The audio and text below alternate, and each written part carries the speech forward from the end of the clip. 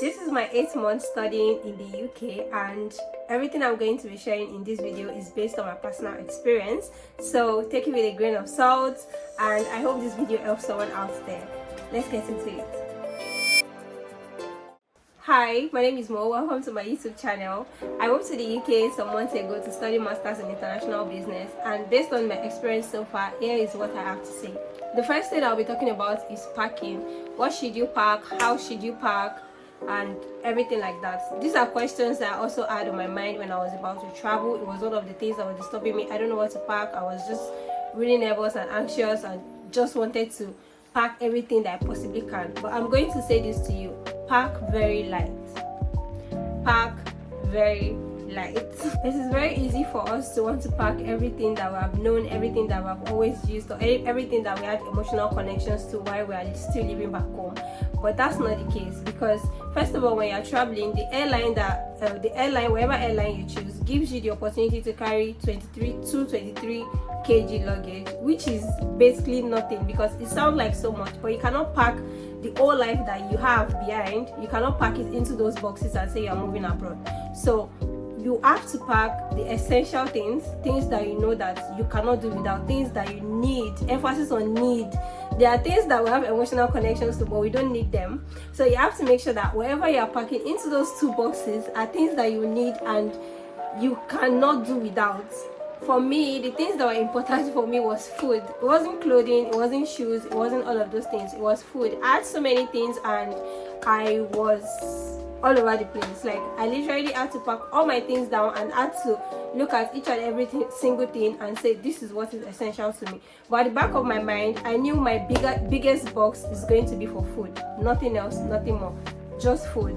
And the reason why I was packing food is because I'm coming to a white man's land, and definitely the kind of food that they eat is definitely going to be different from what I eat back home. So I knew that that was essential to me, and whatever is essential to me is definitely different from what's essential to you. To you, it might be your fashion, it might be clothes, it might be something else, but to me it was food. I wasn't much of a fashion person, so I didn't really have anything that I felt connected to clothes-wise to bring coming along with me.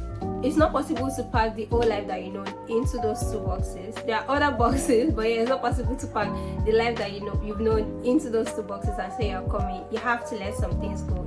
It was the most difficult thing for me to do, but I had to let go of my perfumes, I had to let go of my skincare products, I have to let go of so many things, and that's because I know that I'm going to start a new life here, and some of those things that I was having emotional connection to, they might not even be valuable to me in the end, especially skincare, because the skincare that worked for me back in Nigeria is not the same that works for me here, because the atmosphere is different, the weather is different, so many things that you need to put into consideration before packing your bags. And one thing that is essential for you as a student that you have to pack and make sure that it's in place, it's in contact, is your documents. Those things cannot be compromised. You have to put your documents in your bags, especially your carry-on bags. You want to make sure that you don't put them in your boxes. They don't have to be there. Anyways, that's unpacking. If you need a more detailed explanation on what to pack when you're traveling, just drop it down in the comment section and I'll be happy to make a video. The next thing on my list is making friends. I know making friends can be very difficult, especially if you're an introvert, or if you are just like not really people person. It can be difficult. When I was coming, it wasn't much of a big deal to me. I didn't even think too much about it, about making friends, because I knew I'm a kind of an extrovert. I'm able to easily talk to people. That's one of my strongest points, so it wasn't something that I worry about. But I know a lot of people, when they were coming abroad, they were so scared. How will I meet people? Who am I going to talk to when I get here? Especially when you're moving abroad alone, it can be so difficult.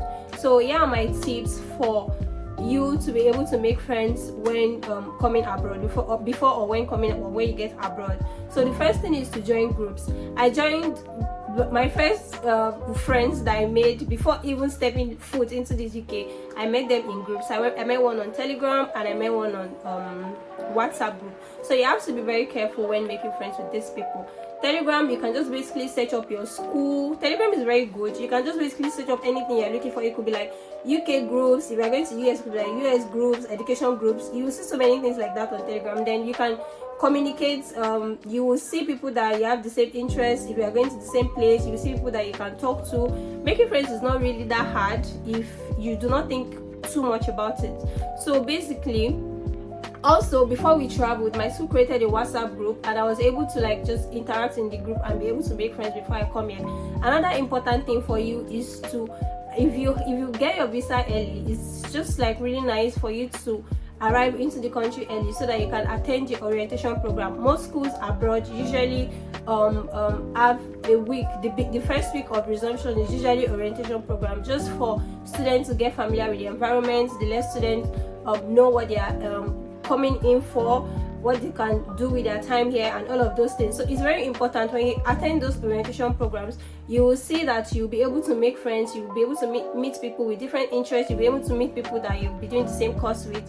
So friendship, when you think about it, it might be like this big thing in your mind, oh, I'm not going to make friends, I'm coming here alone, it's going to be so lonely. It doesn't have to be lonely.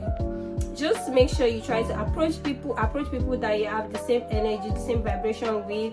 And I promise you, if you attend your orientation program, there's no way you will not make at least 1 or 2 friends. Also in your school group, try to be active, communicate, talk. You'll be able to meet people with similar interests. The next thing on my list is explore as much as you can.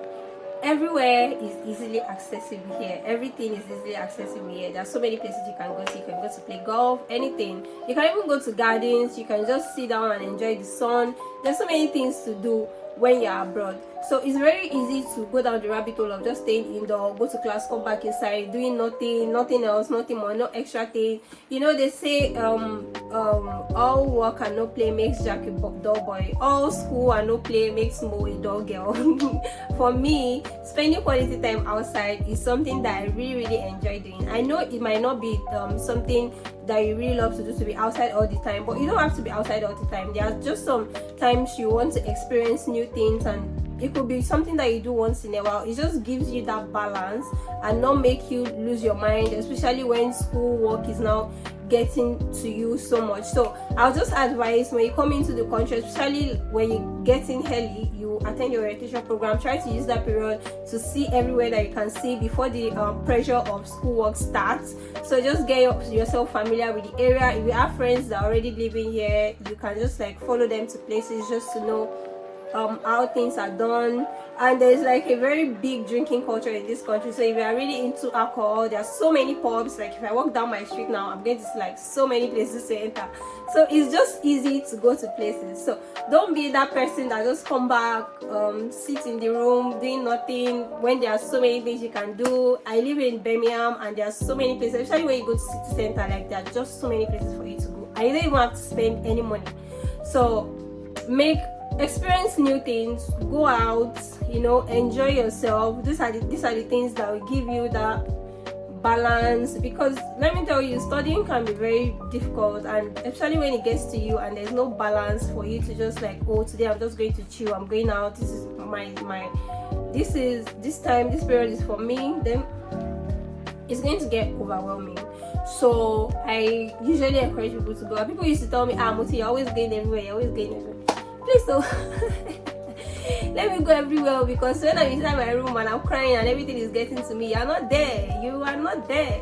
So I would encourage that you experience new things. You could go to other cities. It's not very expensive. If I decide that I want to stand up today and go to Northampton, I'll just go to Northampton. All I have to do is book my train ticket, and there's train that connects to everywhere. When you think about it, for me, I used to think about it as a big deal, experiencing new places and experiencing new things. But when you actually dive into it, you see that it doesn't cost too much.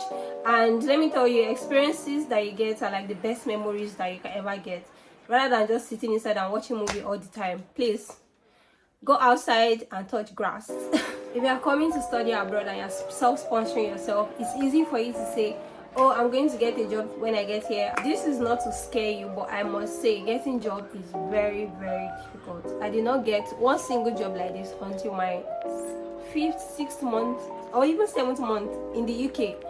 So if you are self-sponsoring and you're coming to this country and you have the backup plan of working to pay your tuition, I'm going to ask you to rethink it, because even if you are working and you get job immediately you land in the UK, you have 20 hours in a week to work as a student. So imagine you are making this small amount of money because you are limited to the time that you can work, and you're expecting that you'll be able to use that money to pay. It sounds like a good plan, but at the long run, it's really not, because you might have to overwork yourself and get burnt out. I would encourage that you have a solid backup plan as to how you can pay your tuition before coming here. And that leads me to getting a job. Getting a job can be very difficult, and the most common jobs that students get when they first arrive in the UK is care jobs, hospitality jobs, support jobs. These are the jobs that are easily accessible to immigrants. And this is not to say that you cannot get other jobs in other sectors, but most of the sectors want you to work full-time, and because you're a student and legally you cannot work more than 20 hours in a week, you are bound to just work those jobs that allow you to work part-time, and mostly they are the care jobs, hospitality jobs. So once you step into the country, you want to make sure that you start searching immediately. Time waits for nobody. You have to make sure that you start searching immediately, and don't give up. Don't be sad if you don't get a job immediately. Don't be sad, don't give up, because it's really not easy. There are so many students coming into the country as well, and there are some students that have been here that haven't even gotten a job. So the application is a lot, and you just have to keep trying until you get the one that you are finally able to get. And don't be discouraged if you're not getting the big jobs. Just do the one that you can do. If it's scary you can do, just do the one that you can do, just to get you by until you finish your school and you're able to get the bigger jobs. That's not to say that you should limit yourself to the kind of jobs that you apply for, but I'm just like trying to give you like an overview of what the job markets really look like. So if you are coming and you're saying, oh, I cannot do hospitality, oh, I cannot do care, oh, I'm not going to tell you otherwise, but you have to keep it at the back of your mind that these are the jobs that are easily accessible. And if you have the plan of paying your tuition by working, then you want to grab the job that you are able to easily get. But if you have parents that are sponsoring you from back home and there's no rush for you to really get a job, then you have to you have so much time to want to say, okay, this is the type of job I want to get, and you put your energy and focus into it. But if you know that this job that you're going to get is what's going to sustain you, then you better dig your leg into anything that you're able to get and just do them so that you're able to get by. Also, another thing on job is if you are skilled, if you know how to make hair, if you know how to do brows or eyelashes, or if you still have time, maybe a month or two, you want to quickly run to go and get those skills, because I'm telling you, they are going to help your life. They are going to help your life. I cannot even say how much they are going to help it, but they are going to help your life. Especially making hair. Everybody wants to make hair. Every black person wants someone that can do their hair, because there are not so many great hairstylists when it comes to abroad. And when they see someone coming from Africa and this person can do hair, they are rushing you because they want you to help them do. So imagine like that opportunity for you when you have that skill and all you need is just your hand. So the job market is very saturated, and again, this is not to discourage you, just to keep it at the back of your mind. If you know that you're going to be sponsoring yourself, then immediately you step your foot into this country, you start to apply. There is no stopping for you. You have to keep applying until you get that one. So don't be discouraged when the job is not coming. It's always like that. So all you have to do is just keep pushing until you get that one yes. Anyways, yeah, that's it on jobs. My second to the last point to you is to remember to always take a break. It's going to get exhausting when you get out here. It's not easy to move to a new country alone, to have to find a way, to have to pay your tuition, to have to pay your rent. Rent is monthly, so there are so many bills to pay, and it's easy for us to just overwork, work, and forget to take a rest, and again, to get burnt out. Remember that health is wealth. If your health is not in good shape, you will not be able to make that money. So for us to keep our health in good shape, remember to eat well, always eat, always eat good food. Make sure you are feeding yourself, and by feeding yourself, or you're also feeding your soul. A happy person is the one that will be able to do a good job, and if you do a good job, you make good money. So remember to keep a balance in your studies, your work, and also your rest life. You have to rest. There are different ways that you can get your rest. It might be by chilling out with your friends, it might be by just laying indoor and sleeping, it might be by just watching movies, just remember to take a breather. Another way you can ensure that you are being in contact with yourself and with your soul is by writing. You can just journal whatever emotions that you are feeling, just write it out, and it just really helps you to put yourself in check and be able to, you know, assess the things that you have achieved. It's easy for you to say, oh, I've been doing all of these things and this thing is not working out. Don't trust me, you're going to get to that point. And when you write these things down, write your memories down as you go along the line, you'll be able to look back and touch base with, well, these are the things I've done ever since I've gotten here. I've done this for myself. You know, you're able to look back and be grateful and forge ahead. So it's easy to get burnt out when you're not taking the rest that you need, when you're not keeping in touch with yourself and just keeping your mental health in check. So please always try to take rest. It's going to get to that point, and I know like life is not easy. The adulthood life is like super overwhelming, and it might feel like taking the rest is wasting your time. I feel that as well. Sometimes I'll feel like, why am I even doing this when I've not done this? But if my health is not okay, what's the point of all of this? So I try to make sure that I get enough rest. There are some days I'll just be like, I am not doing anything. I want to rest, and that's it.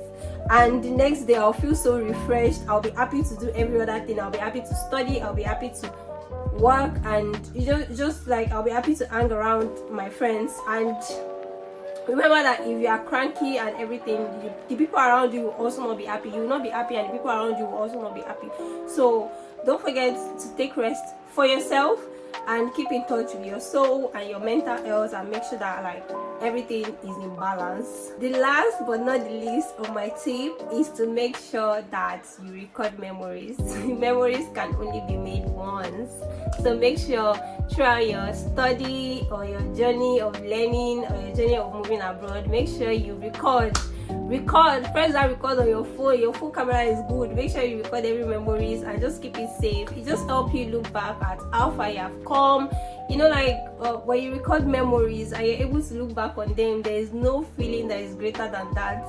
Everybody tells me that I'm always carrying camera up, but there are sometimes I'll just lay on my bed and I'll just look back how far I have come, and the sweet memories and the amazing memories and the good people that I've met along the way, and it's nothing to be compared with. So if you can, I know this advice is not for everybody, but yeah, if you can, your phone camera is good, make sure you record with your friends, record whatever you're doing, record the mundane things. Like, you look back on them and they will just make you smile, they will make you happy, they will show you how far you have come. There is just little that can be occupied in our memory, in our head. So recording those things will be able to help you go back to them and look at them and just give thanks to God. Anyways, this brings me to the end of this video. Thank you for watching, and I'll see you in my next video.